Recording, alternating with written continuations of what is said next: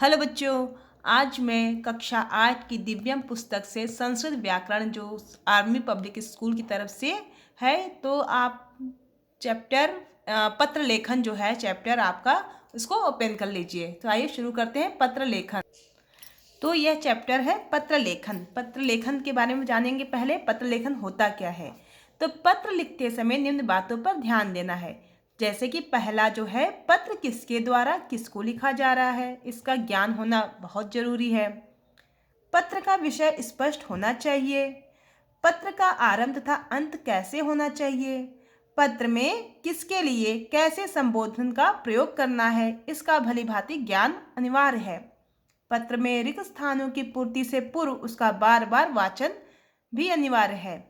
मंजूषा में दिए शब्दों को भी पढ़ना अनिवार्य है तथा उनके अर्थों को जानना भी जरूरी है।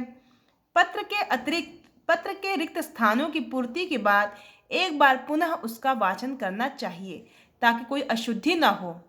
किसके लिए कौन सा अभिवादन का शब्द प्रयोग करना है, इसका प्रयोग सोच समझकर करना चाहिए। जैसे मित्र के लिए नमो नमः, माता पिता के लिए चरण वंदना, पुत्र पुत्री के लिए शुभाशीष।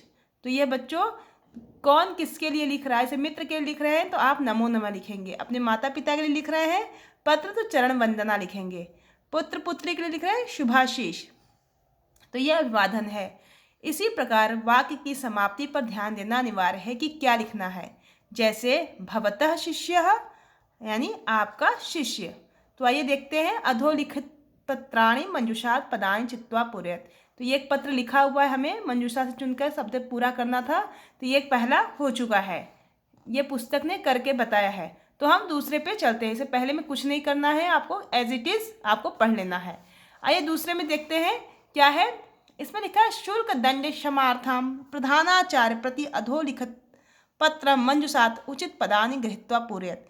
तो यहाँ पे शुल्क दंड के लिए, अगर आपके स्कूल में शुल्क आप लेट फीस जमा कर रहे हो तो आपको प्रधानाचार्य के प्रति एक एप्लीकेशन लिखना है। यानी आपने फीस लेट में जमा किया है, उसका आपको फाइन देना पड़ रहा है, उसके लिए पत्र कैसे लिखें। तो सबसे पहले हेडिंग डालना है सेवायाम, फिर मान्यः प्रधानाचार्य महोदया, फिर अपने विद्यालय का नाम लिखना है और जहाँ पे आप हो उस जगह का नाम लिखिए। जैसे आपका विद्यालय दिल्ली में है प्रताप नगर के तो वहाँ लिखेंगे, आपका मेरठ में है जिस स्थान पे तो वहाँ इसका नाम होना चाहिए।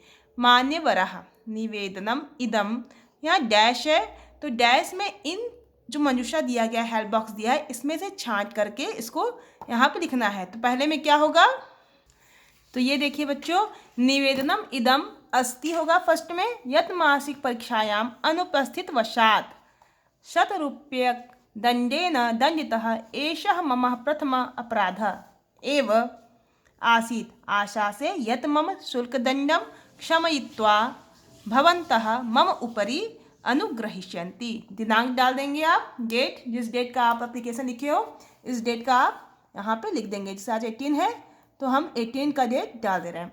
भवदीय शिष्यः अमितः, अपना नाम लिखेंगे जो आपका नाम है। कक्षा अष्टमी ब, जो आपका कक्षा है जिस सेक्शन में हो उसका यहाँ पे मेंशन करना है। ऐसे ही तीसरे में देखते हैं क्या करना है। भवान छात्रावासे वसति, आप एक हॉस्टल में रहते हैं। शीतवकाशे छात्राः विद्यालयतः भ्रमणार्थं गमिष्यन्ति, ठंडी छुट्टियों में जो बच्चे हैं वह भ्रमण विद्यालय से भ्रमण के लिए जा रहे हैं, घूमने के लिए जा रहे हैं। तदर्थम पित्रा अनुमति, आपको अपने माता पिता से अनुमति लेना है, पिताजी से अनुमति लेना है। तो अधोलिखितम पत्र मंजूषया सहायता, तो आपको यहाँ मंजूषा दिया गया है, उसकी सहायता से आप पूरा करेंगे। तो पहले क्या, आदरणीया पितृचरणा चरण वंदना अत्र कुशलम।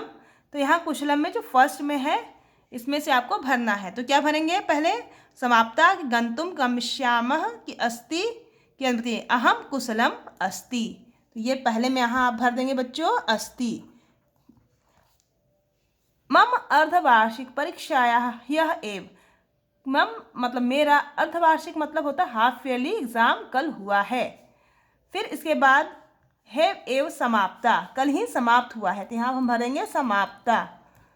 अस्मिन् शीतावकाशे वयम जयपुर नगरम, और ठंडी की छुट्टियों में हम सभी बच्चे जयपुर नगर जाएंगे। गमिष्यामः, यहाँ थर्ड में भर देंगे गमिष्यामः।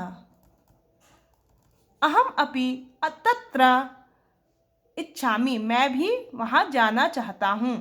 और तो यहाँ गंतुम, जाने के लिए होता है, तुमुल प्रत्यय का प्रयोग हुआ है तो गंतुम। तदर्थम भवताम अनुमति, पांचवें में भरेंगे बच्चों अनुमति। तो यह इम्पॉर्टेंट है, तो आप पहला दूसरा तीसरा इसको जरूर कर लीजिएगा, ये परीक्षा की दृष्टि से अत्यंत महत्वपूर्ण है।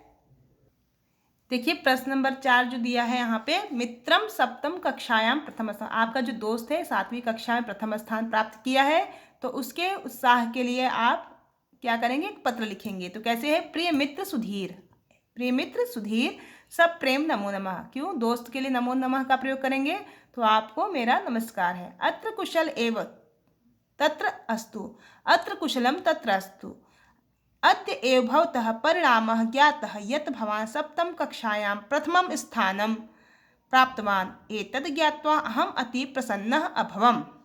अयं तु भवतः परिश्रमस्य एव पत्रेण अस्ति।